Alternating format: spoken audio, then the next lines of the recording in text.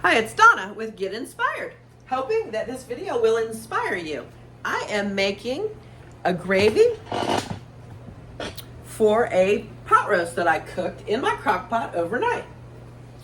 So I have some water and I put some flour in there. Now I'm using cassava flour because I don't eat grains, but you can do this the same way. Just use wheat flour if that's what you choose. White flour, whole wheat flour, whatever. So in my pot I have, what do I have? I have water. I'm trying to figure out how much. 3 cups of water. And I put in a half a cup of diced onions and a half a cup of diced mushrooms. And I'm warming that up. And it's going to have to cook a while to get that, the mushroom soft and the onion soft. Normally I would probably saute it in the pan with a little bit of avocado oil or butter and get it nice and soft before I make my gravy. But today this is the way I'm making it. And over here I have yellow squash that I'm cooking in some boiling water. And it's going to be done in just a minute. Actually, I'm going to turn it off and just let it sit to finish cooking. I've got some beef bouillon. This is one of my favorites. Better Than Bouillon. It's organic. I buy it at Costco, and it's pretty price effective at Costco. I think Sam's has it too. Sam's Club.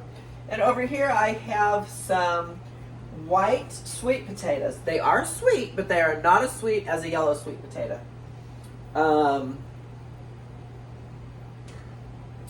And just to let you know, I took one of the sweet potatoes and I put it in my garden in soil, half in soil.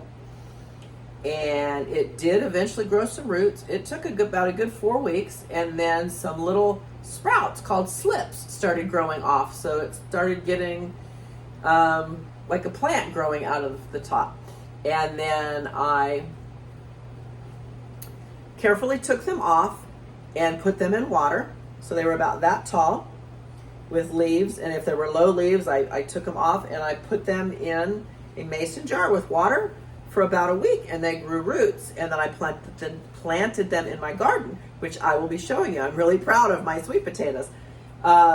We don't eat regular potatoes. We follow the Gundry diet.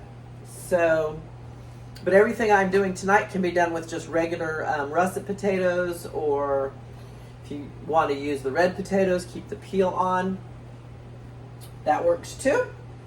In fact, we used to eat that way. And when we started doing the Gundry diet, I just started trading things out, like cassava flour for wheat flour, these sweet potatoes for regular potatoes.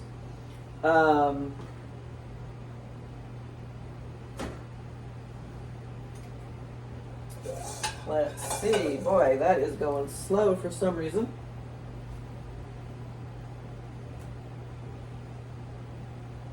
Turn it up a little bit, but the bottom of my pot is small, so it can't take too much heat. So I'll be adding this beef bouillon to the hot water and stirring it in, adding a little bit of salt and some garlic powder and some pepper.